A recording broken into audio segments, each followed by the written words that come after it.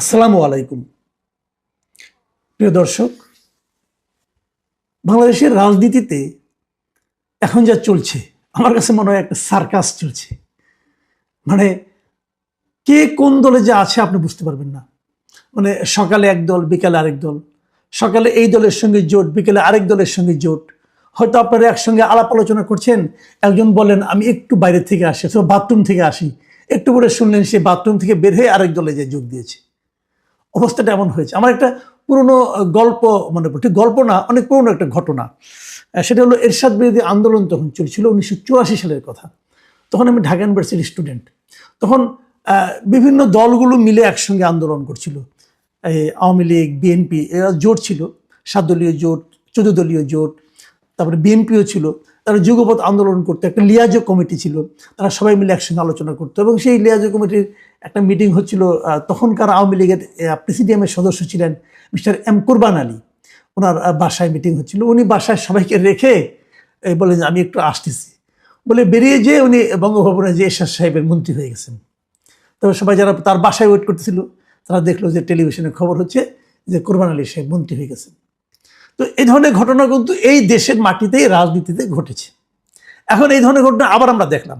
কদিন আগের একটা ঘটনা আমি যেভাবে শুনেছি আর কি, সত্য মিথ্যে এইভাবেই ঘটেছে কিনা জানি না, কিন্তু ঘটনাটা এরকম যে অলি আহমেদ সাহেবের এলডিপি, তাদের সঙ্গে বিএনপির একটা টানাপোড়েন চলছিল যে তারা কয়টা আসন পাবে, এলডিপিকে কয়টা আসন দেবে। তারা অফার করেছিল 2টো আসন দেবে। তো এলডিপি অলি আহমেদ সাহেব উনি চাচ্ছিলেন যে আরও বেশি দেওয়া হোক। দুটোর মধ্যে একটা হলো কুমিল্লাতে ওনাদের দলের মহাসচিব রেদওয়ান আহমেদ, ওনাকে দেবেন। আরেকটা হলো ওনার ছেলেকে দেবে চট্টগ্রামে। এই দুটো অফার করেছে বিএনপি। তারা একসঙ্গে অনেকদিন ধরে আন্দোলন করছিল। তো সেক্ষেত্রে অলি আহমেদ সাহেবের আবদার ছিল আরও বেশি দিতে হবে। তো এইভাবে হচ্ছে না, হঠাৎ করে ওই মিটিং থেকে নাকি বেরিয়ে গেছেন রেদওয়ান আহমেদ। একটু পরে উনি শুনেন যে রেদওয়ান আহমেদ বিএনপিতে জয়েন করেছেন এবং উনি ওনার আসন থেকে নির্বাচন করবেন। মানে রেদওয়ান আহমেদ সাহেব ভেবেছেন যে অলি আহমেদ সাহেব যেভাবে গড়তমি করছে হয়তো তাহলে বিএনপির সঙ্গে তার আন্ডারস্ট্যান্ডিংটা হবে না। যদি আন্ডারস্ট্যান্ডিং না হয় তাহলে উনি কুমিল্লা থেকে নির্বাচন করতে পারবেন না, আর না পারলে তো আর এমপি হবে না। তার চেয়ে বরং উনি আরও বেশি শিওর করেছেন, মেক শিওর করেছেন যে দরকার নাই, অলি আহমেদের এলডিপি বাদ যাক, আমি বিএনপিতেই জয়েন করি এবং বিএনপির ধানের শীষ নিয়ে উনি এখন কুমিল্লার 7 থেকে নির্বাচন করবেন। মানে এই যে দল ত্যাগ, এক দল থেকে আরেক দলে, সেই দল থেকে আরেক দলে, আমি আসলে বুঝতে পারি না এই লোকগুলো কি, এই লোকগুলি কি কোনো রাজনীতি করেন? এই লোকগুলি কি কোনো রাজনৈতিক আদর্শ আছে? এরা জনগণের কাছে এতদিন কি নিয়ে গিয়েছিলেন? মানে নীতিটা কোথায়, নৈতিকতাটা কোথায়? কোনো রাজনীতি নাই রে ভাই, সব হলো স্বার্থ। সবাই এমপি হতে চান, এমপি হলে পাবেন ট্যাক্স ফ্রি গাড়ি, টোল ফ্রি, মানে ট্যাক্স মুক্ত, শুল্ক মুক্ত গাড়ি পাবেন। এমপি হলে অর্থনৈতিক সুযোগ সুবিধা আসবে। এমপি হলে লুটপাটের একটা অবাধ লাইসেন্স আসবে। এই তো, তাহলে এর নাম রাজনীতি? তাহলে এত বড় বড় কথা, বড় বড় ডায়লগ কেন? এসব প্রশ্নের আসলে কোনো উত্তর নেই। এই লোকগুলোর যে কেউ প্রশ্ন করবে এটা তারা জানে না। তারা জানে যে প্রশ্ন করলেই কি না করলেই কি, আমি তো যে প্রশ্ন করবে তাকে পাত্তাই দেবো না, আমি লজ্জাই পাবো না। জনগণ আমাকে প্রশ্ন করবে, করুক। জনগণকে বলবো তোমরা কি চাও, এমপি চাও? তো আমি এমপি হতে এসেছি, এমপি হলেই তোমার জন্য উপকার হবে। আর জনগণের, আমার এলাকার বাইরের লোকজন কে কি বললো না বললো আমার কি আসে যায়? তো এই যে নির্লজ্জ বেহায়াপনা, এটাই হয়ে দাঁড়িয়েছে আমাদের দেশে বর্তমানে রাজনীতির মূল তত্ত্ব, মূল ভিত্তি। আপনি রাজনীতি করতে আসছেন, প্রথম প্রশ্ন, আপনি কি নির্লজ্জ, আপনি কি বেহায়া? যদি বলেন হ্যাঁ, তাহলে আপনার সাফল্য ধরা দিতে পারে। দেখুন কতগুলি পয়েন্ট আমি আপনাদেরকে বলি একটু আগে। আমরা মাঝখানে শুনেছিলাম এনসিপি কিভাবে নির্বাচন করবে। এনসিপি কি একা নির্বাচন করবে নাকি কারোর সঙ্গে জোট হয়ে নির্বাচন করবে? প্রথমে শোনা গেল এনসিপি বিএনপির সঙ্গে নির্বাচন করবে। ইয়াং স্টুডেন্টদের একটা পলিটিক্যাল পার্টি, সবাই এই পার্টি নিয়ে খুবই আশাবাদী হয়েছিল। তো সেই পার্টি দেখেন কি দুরবস্থাটা। এনসিপি নতুন একটা পার্টি হলো, তারা প্রথম তারা সরকারের সঙ্গে খুব তাদের সম্পর্ক ভালো, সরকার তাদের কথায় উঠে বসে, পরে ধীরে ধীরে সরকারের সঙ্গে সম্পর্ক খারাপ হলো। আমরা জানলাম যে বিএনপির সঙ্গে তারা নাকি একটা সমঝোতা করতেছে, কিন্তু সেই সমঝোতাটা শেষ পর্যন্ত মিলল না। পরে শুনলাম তারা একাই নির্বাচন করবে, তারা একটি জোট করলো। এই ডিসেম্বরে 7 তারিখে তারা একটা জোট করলো। এই যে রাষ্ট্র সংস্কার আন্দোলন, তারপরে আপনার এবি পার্টি এবং এনসিপি, 3টে মিলে একটা জোট করলো, গণতান্ত্রিক সংস্কার জোট নামে। ঠিক আছে, ভালো কথা। জোট করার পর এই পার্টিগুলি যেভাবে আমি চিনি আর কি, এবি পার্টিকে অনেকে বলতো যে এটা নাকি জামাতের বি পার্টি, মানে বি গ্রুপ, বি টিম। আবার অনেকে এনসিপিকে বলতো জামাতের সি টিম। বাট এনসিপি কিন্তু দীর্ঘদিন গত কয়েক মাসে সেই জামাতের সঙ্গে তাদের যে সম্পৃক্ততা সংশ্লিষ্টতা সেই জায়গা থেকে তারা কিন্তু বেরিয়ে এসেছিল। এবং যখন তারা এই তিনটা দল মিলে একটি জোট করলো, তখন আমি একটু ভেবেছিলাম ঠিক আছে, আমি রাষ্ট্র সংস্কার আন্দোলন সম্পর্কে আমার একটু ধারণা আছে, আমি জানতাম তারা আর যাই হোক কোনো মৌলবাদী দলের সঙ্গে যাবে না। তো ভালো, এটা হচ্ছে এই 7 তারিখে জোটটা করেছে। এখন আবার শুনতেছি যে এনসিপি নাকি জামাতের সঙ্গে জোট করতেছে। তো এনসিপি জামাতের সঙ্গে জোট করে এটা শুনে আবার রাষ্ট্র সংস্কার আন্দোলনে যারা আছেন তারা আবার একটু মাইন্ড করেছেন, তারা তো এটা পছন্দ করছেন না। তো এখন এনসিপি যে মানে জামাতের সঙ্গে যাচ্ছে কি যাচ্ছে না, এটা নিয়ে আবার এনসিপির কেউ মুখ খুলে না, নাও করে না, হাও করে না। কিন্তু এনসিপির সঙ্গে একসময় খুবই ঘনিষ্ঠ ছিলেন যিনি আব্দুল কাদের, উনি স্টুডেন্ট, এখন উনি গত সেপ্টেম্বরের ডাকসু নির্বাচনে উনি এনসিপি সমর্থিত ভিপি ক্যান্ডিডেট ছিলেন, যদিও ফেল করেছেন, কিন্তু ইনি বেশ সরব বিভিন্ন প্রসঙ্গে। উনি এর মাঝখানে গত বৃহস্পতিবারে ফেসবুকে একটা স্ট্যাটাস দিয়ে বলছেন যে এনসিপি জামাতের সঙ্গে জোট করতেছে, এবং সেখানে বলছেন যে এখন ঝামেলাটা হয়েছে যে কয়টা আসন তার নিবে, এবং তার ভবিষ্যৎবাণী হলো 2-1 দিনের মধ্যে এটা ঘোষণা হবে, এনসিপি জামাতের গর্ভে বিলীন হয়ে যাচ্ছে। এখন প্রশ্ন হলো এনসিপি কয়টা আসন পাবে, 30টা নাকি 50টা? যতটুকু আমি জেনেছি এটা নিয়ে নাকি মোটামুটি এখন তাদের হচ্ছে, মানে দর কষাকষি হচ্ছে, 30টা পাবে নাকি 50টা নিবে। আবার জামাত যে 8 দল মিলে একটা ঐক্য করেছিল, ইসলামী আন্দোলন যাদের সঙ্গে ছিল আর কি, হাত পাখা মার্কা, তাদের সঙ্গে নাকি আসন সংখ্যা নিয়ে একটা মোটামুটি টানা হেঁচড়া চলছে। এখন তারা কি মানে জামাতটা কি তাদেরকে আসন দেবে? ইসলামী আন্দোলনের বক্তব্য হলো আমাদের হাত পাখা সারা দেশে এখন অনেক পরিচিত, হাত পাখার অনেক ভোট আছে, এবং যদি আমাদের এত ভোট থাকে তাহলে আমাদের কেন এত মানে আসন দেওয়া হবে না? তো যদি এনসিপি যদি এনসিপিকে যদি জামাত আসন দেয় 50টা, হাত পাখাকে যদি 150টা তারা চাচ্ছে, ধরলাম 100 দিল, তো 150 চলেই গেল, বাকিগুলির কি হবে? এগুলো নিয়ে জামাতের সঙ্গে আরও তো 7টা দল আছে, নিজাম ইসলাম পার্টি আছে, খিলাফত আন্দোলন আছে, আরও অনেকে আছে, ওটার কি হবে? আবার ওদিকে দেখলাম বিএনপির সঙ্গে যারা এতদিন যুগপৎ আন্দোলন করেছিলেন, যে এলডিপি, তারপরে লেবার পার্টি, এখন লেবার পার্টি নাকি বিএনপির সঙ্গে থাকবে না, তারা নাকি ওখান থেকে চলে আসতেছে, তারাও নাকি জামাতের সঙ্গে জোট করতে চায়। আবার ওদিকে আসম রবের জেএসডি, তারাও নাকি এখন বিএনপির সঙ্গে থাকবে না। কেন? উনি লক্ষ্মীপুরের একটা আসনে আসম রবের ওয়াইফ তানিয়া রব, উনি ইলেকশন করতে চান, ওনাকে নাকি বিএনপি দিতে চাচ্ছে না, অতএব তুমি এখানে থাকবেন না। ওনারাও এখন জামাতের সঙ্গে এসে মিলমিশ করে ইলেকশন করতে। দেখেন, মানে নীতি নৈতিকতা আদর্শের কোনো বালাই কিন্তু এখানে নাই। হিসাবটা হলো আমাকে তুমি কয়টা আসন দিবা, আমাকে তুমি কয়টা আসনে নির্বাচন করতে দিবা।